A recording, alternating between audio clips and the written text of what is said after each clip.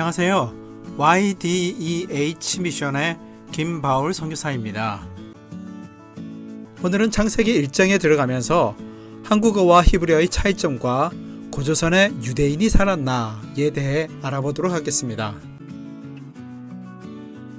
히브리어와 한국어 어순을 비교해 보도록 하겠습니다. 한국어와 히브리어는 어순이 많이 다릅니다. 한국말은 주어가 나오고 동사가 마지막에 등장합니다. 그런데 히브리어는 동사가 먼저 나오고 주어가 등장합니다. 그래서 어순 때문에 어려워하는 사람이 많은데 특히 영어권 사람들이 배우기 어려운 언어로 히브리어, 한국어, 일본어, 아랍어를 꼽습니다. 한국 사람은 영어권 사람보다 히브리어를 배우는데 좀 더 쉽게 배울 수 있는 장점이 있습니다. 그리고 히브리어를 영어로 번역하는 것보다 히브리어를 한국말로 번역하는 것이 히브리어가 가지고 있는 의미를 훨씬 더 정확하게 전달할 수 있습니다. 저는 이것을 같은 동양 문화권이고 유목민에서 농경으로 전환한 문화라는 공통점 때문이라고 생각합니다. 히브리어는 시제가 발달되지 않았습니다. 그래서 완료형과 미완료형을 사용합니다. 히브리어는 문장이 단순하지만 다른 나라 말로 번역하면 아주 복잡한 문장이 되어버리는 특징이 있습니다. 그래서 한국어로 번역할 때 복잡한 문장으로 변해버립니다. 히브리어에는 한국 사람이 발음하기 어려운 발음들이 여러 가지 있습니다. 그 중에 가장 어려운 발음은 레쉬입니다. 아무리 연습해도 발음이 안 되는 사람이 한국 사람에게는 더 많은데 혀가 떨리면서 나는 소리입니다. 아랍어의 특징을 가지고 있습니다. 거기에다가 운율에 맞추어 노래하듯이 성경을 읽는데 한국의 판소리와는 다른 문화입니다. 아랍어를 사용하는 문화권과 일치합니다. 우리나라 언어에는 히브리어에 이러한 것들이 없습니다. 히브리어는 오른쪽에서 왼쪽으로 읽습니다. 베레시트 바라 엘로힘 엣 하샤마임 젯 하렛. 유대인은 안식일날 회당에서 성경을 암송할 때 운율에 맞추어 읽는 것을 제가 연습해서 보여드렸습니다. 한국 문화에서는 생소한 모습인데 성경 시대에는 이러한 것이 흔한 모습이었고 성경을 이런 식으로 외워 암기하는 방식으로 성경을 공부하고 묵상하였습니다. 이것을 해석하면 태초에 창조하셨다. 하나님이 무엇을? 그 하늘을, 그리고 무엇을? 그 땅을 이라고 직역할 수 있습니다. 이와 같이 히브리어와 한국어는 많이 다릅니다. 2019년 현재 히브리어와 한국어에 대한 것을 인터넷 사이트에 검색을 하면 계속 나오는 것이 이러한 주제가 뜨기 때문에 언급을 안 할 수가 없습니다. 그리고 목회자 가운데서도 잘못 알고 정보를 퍼뜨린 경우가 있어서 전공자도 아닌 제가 한번 이 주제를 다루어 보겠습니다. 고조선은 유대인으로서 단지파라고 주장하는 곳은 영생교 혹은 승리재단이 있습니다. 그리고 같은 글 내용인데 조금씩 다르게 상당히 많은 글들이 존재하는데 이러한 글들이 승리재단과 연관이 있는지는 모르겠습니다. 영생교는 기독교와 불교 교리를 융합하여 살아서 영생을 추구하는 그런 곳입니다.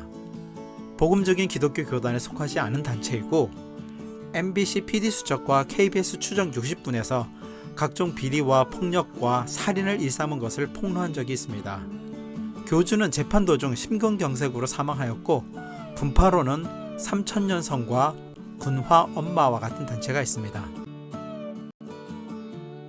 결론부터 말하자면 유대인이 한반도에 와서 살은 흔적이 남아 있습니다. 그것은 한반도 북부에 히브리어가 발견되었기 때문입니다. 그렇지만 우리나라의 조상이 유대인이라고 결론 내리기는 어렵습니다. 결정적이고 명확한 증거가 없습니다. 히브리어가 발견되었다고 고조선의 주인공이 유대인 혹은 단지파라는 해석을 내놓을 때는 좀 더 신중해야 한다고 생각합니다. 그러한 면에서 제가 연구한 몇 가지를 말씀드리겠습니다.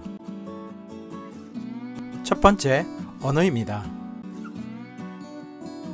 히브리어는 셈족에 속합니다. 서셈족어에 속한 언어로서 남가나안어에 속합니다. 그리고 성경 창세기 11장 10절에서 26절에는 셈에서부터 아브라함까지의 족보가 기록되어 있는데 아브라함이 셈족의 후손인 것을 말하고 있습니다. 그리고 유대인의 모든 문화가 셈족 계통과 모두 일치합니다. 아브라함이 수메르 문명의 도시인 우르에서 나온 것 때문에 유대인의 언어와 문화를 연구하지 않은 단순한 판단으로 아브라함이 수메르인이라고 주장하는 사람들이 아직도 있습니다. 아브라함은 아시아 황인종 계통인 수메르인이 아니었고 수메르어를 사용하지도 않았습니다. 단지 수메르 문화 영향권 안에 있었던 우르에 살았던 셈족 출신이었습니다. 창세기에 나온 아브람과 그의 자손의 모든 삶의 방법과 문화는 셈족 전통의 특성 그대로 살았습니다. 고고학적으로 유대인이 수메르어를 사용한 확실한 증거가 나온 적이 없습니다. 히브리 문자는 셈족어 계통에서 나온 페니키아 문자를 가지고 히브리 성경을 기록하였습니다. 총 18번의 변화를 거치며 지금의 히브리 문자가 되었습니다. 로마, 그리스, 아랍, 그리고 지금의 영어 문자도 이 페니키아 문자를 기본으로 변화된 문자를 사용하고 있습니다. 고고학적으로 가장 먼저 발견된 페니키아 문자는 알파벳 자체가 뜻을 가지고 있는데 히브리어와 같은 소리와 뜻을 가지고 있습니다. 그리고 페니키아 문자는 전쟁을 하지 않고 평화적인 방법으로 다른 많은 나라 언어의 문자로 채택이 되었습니다. 페니키아어의 알레프와 히브리어의 알레프는 소라는 의미를 가지고 있습니다. 페니키아의 베트는 히브리어로 베트, 장막, 집이라는 뜻을 가지고 있습니다. 페니키아의 기멜은 히브리어로 기멜이라고 하는데 낙타라는 뜻입니다. 페니키아어가 히브리어이고 히브리어가 페니키아어인 것을 볼 수 있습니다. 고대에는 페니키아어와 유대인이 사용하는 히브리어와 같은 셈족어로서 같은 언어였습니다. 그래서 페니키아 문자가 유대인의 문자였고 유대인의 문자가 페니키아인의 문자였습니다. 이 문자가 세월이 흐르면서 변화를 거쳐 지금의 히브리 문자가 된 것입니다. 유대인은 수메르 언어를 사용한 황인종이었다는 가설은 검증을 거치지 않은 추정이었고 과거 일부 학자가 그렇게 주장하였습니다. 이유는 단순합니다. 아브라함이 우르 출신이고 우르는 수메르 문명 영향권에 있었기 때문에 유대인의 시초인 아브라함은 수메르인이었고 히브리어는 수메르어에서 나온 것이라고 믿었습니다. 실질적인 고고학이나 역사적 사실을 기초로 한 것이 아닙니다. 현대에 와서 학계에서는 유대인이 수메르인이라고 주장하지 않습니다. 인터넷에 히브리어 셈족어 등을 검색하면 사전에 정확하게 수메르가 아닌 셈족어로 히브리어가 등장합니다. 특히 나무 위키 사전을 보면 잘 나와 있습니다. 블로그나 카페의 정보를 검색하면 히브리어는 수메르어라고 주장하는 곳이 많은데 정확한 정보를 확인하려면 사전의 정보를 보시기 바랍니다. 수메르어는 우리나라와 같은 어순을 가지고 있지만 셈족어는 어순 자체가 다릅니다. 이렇게 유대인의 언어가 셈족어였고 수메르 언어와 다른 언어라는 것이 증명되면 지금까지 전개해온 한유 동조론의 기초가 무너져 버립니다. 수메르 문명의 영향을 받은 황인종이 아브라함이었다는 전제를 기반으로 유대인이 고조선의 선조라고 주장한 것이 잘못된 가설이었습니다. 히브리어와 한국어가 같은 말과 비슷한 발음이 존재하지만 그것으로 같은 민족이라 하기에는 어렵습니다. 한국어와 히브리어가 비슷한 말의 개수보다 일본어, 몽골어, 청나라를 세운 만주어, 터키어가 유사한 말이 더 많습니다. 그리고 인도 남부의 언어인 드라비다어가 우리나라의 농경 언어와 같습니다. 약 400개의 단어가 같은 것으로 조사되었습니다. 한국어와 가장 유사한 언어로 만주어를 꼽습니다. 이와 같이 히브리어와 비교할 수 없을 정도로 한국어와 유사한 언어는 많이 있습니다. 이렇게 많은 유사점을 가지고 있는 언어를 제외하고 히브리어만 가지고 유사하다고 주장한다면 객관성이 떨어지는 것 같습니다. 유사하거나 같은 단어가 소수 있지만 그것만 가지고 히브리어와 우리말이 한 뿌리라고 단정짓기 어렵습니다. 셈족어는 하나의 언어에서 출발해서 여러 가지 언어의 영향을 받아 변화하는 과정을 통해 많은 언어로 갈라졌습니다. 고대 아시리아어, 바빌론어, 그리고 성서의 바사라고 부르는 페르시아가 공용으로 선택한 아람어, 그리고 아람어에서 파생된 아랍어가 있고 페니키아어, 히브리어, 이디오피아어, 암몬, 아브라함의 조카 롯의 자손이며 암몬 족속의 조상인 모압, 아브라함의 손자 야곱의 친형인 에서의 자손인 에돔의 뿌리가 같습니다. 같은 언어에서 파생한 언어로서 여러 가지 억양이나 단어, 발음, 어순까지 같은 것이 너무나도 많이 있습니다. 구약 전공 학자들은 히브리어의 뜻을 더 정확하게 알기 위해 셈조어에서 파생된 모든 셈조어들을 연구하여 히브리 단어의 더 폭넓은 뜻을 알아가는 학문적 노력을 하고 있습니다. 히브리어 한 단어와 수많은 셈족 단어를 비교 분석하는 과정을 통해 고대 히브리어가 가지고 있는 뜻을 밝히는데 히브리어의 잃어버렸던 뜻을 셈조어들을 통해 찾는 경우가 많았습니다. 제가 신학대학에서 공부할 때 셈조어 전체와 히브리어를 비교 분석하는 작업을 보며 성경 연구의 것은 과연 어디까지인가 하는 감탄을 했던 기억이 있습니다. 세계적으로 이렇게 유사한 언어가 남아 서로 의미를 교차 연구할 수 있는 언어는 얼마 되지 않습니다. 우리나라 말은 이런 식으로 연구할 수 있는 대조 언어군이 없어서 불가능합니다. 셈조어는 세계적으로 몇 개 되지 않을 정도로 그 유사성은 세계 최고 형태의 유사 언어군입니다.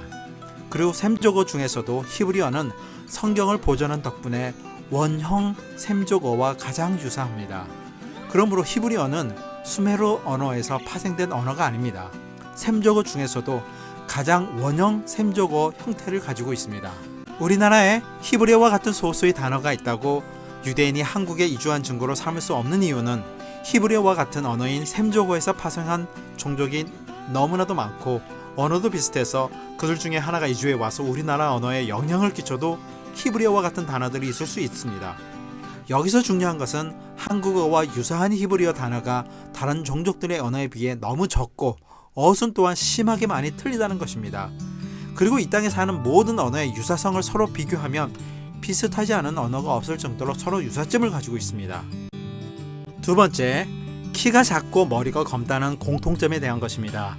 성경에 히브리인이 머리카락이 검고 키가 작다고 언급한 것 때문에 우리나라와의 연관성을 주장하거나 의심하는 경우가 있습니다.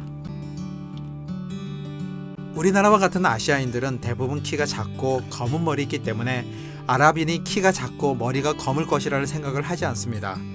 같은 인종에 속하더라도 종족에 따라 체구가 크고 작은 것처럼 가나안을 염탐하였던 출애굽한 히브리인들이 가나안 족속의 큰 몸집에 주눅이 든 내용을 근거로 히브리인이 우리와 같은 작은 몸집을 가진 아시아 황인종이라고 단정 지어버리는데 그것은 중동 지역의 사람들을 몰라서 그런 것입니다. 그리고 우리나라처럼 작은 체구가 유대인과 비슷한 체구를 가졌다고 하더라도 유대인은 셈족 중에서도 아주 작은 숫자에 불과한 소수 민족이었고 체구가 작은 셈족이었습니다. 체구가 크거나 작은 셈족은 얼마든지 많이 있고 체구가 큰 다른 종족은 더 많이 있습니다. 세 번째, 돌단을 쌓는 것입니다. 성경에는 돌단을 쌓은 것에 대해서 나오고 있습니다. 우리나라에도 이것이 있습니다. 돌단의 형식과 모양은 다르지만 유사한 종교적 형식을 가지고 있는 것은 맞습니다. 첫째, 돌단을 쌓는 행위는 족장시대, 즉 지금으로부터 약 4,000년 전에 셈족 계통 혹은 고대 근동 사람들이 가진 종교 형식입니다. 아브라함과 유대인만 이것을 가진 것이 아니고 셈족 계통뿐만 아니라 고대 근동 사람들이 이러한 종교 형식이 널리 퍼져 있어서 신령한 나무 혹은 돌단을 쌓거나 동굴 앞에서 제사를 지내고 기도하는 풍습이 널리 퍼져 있었습니다. 고대 근동 고고학을 연구하면 중동 지역에는 수많은 돌단들이 발견되어지는데 유대인이 세운 것이 아닙니다. 어느 돌단이 유대인이 세운 것인지 구별하는 것이 불가능합니다. 그 일대 사람들은 자신이 세운 돌단에 기도하고 제사를 지내는 것이 그들의 종교적 형식이었습니다. 유대인은 고대 근동에 널리 퍼져 있는 익숙한 종교 형식을 이용하여 하나님을 섬긴 것뿐입니다. 성경에 돌단을 쌓는 것은 정말 중요한 결심이나 사건을 통해 하나님께 중요한 제사를 드릴 때만 돌단을 쌓아 제사를 드렸습니다. 두 번째는 돌단의 모양이 다릅니다. 유대인의 돌단은 불을 피우고 동물을 돌 위에 올려놓고 자르기 위해 만든 돌단입니다. 그러나 소원을 빌기 위해 만든 돌단은 유대인의 돌단과 모양이 다릅니다. 우리나라 혹은 전 세계에서 발견되어지는 돌단은 돌을 쌓아서 자기의 소원을 빌기 위해 만든 돌단입니다. 유대인은 신령한 나무 앞에서 기도하거나 동굴 안팎에서 제사하지 않았습니다. 그리고 그것을 금하고 있습니다. 유대인을 제외한 중동 지방은 모두 이러한 풍습을 가지고 있었고 한국도 동일하게 가지고 있고 다른 많은 외국 문화에도 동일하게 발견할 수 있습니다. 그러므로 성경에 나오는 돌단은 소원을 빌기 위해 만든 돌단이 아니라 제사를 지내기 위한 돌단이었고 우리나라의 돌단의 모양과 다른 모습이었습니다.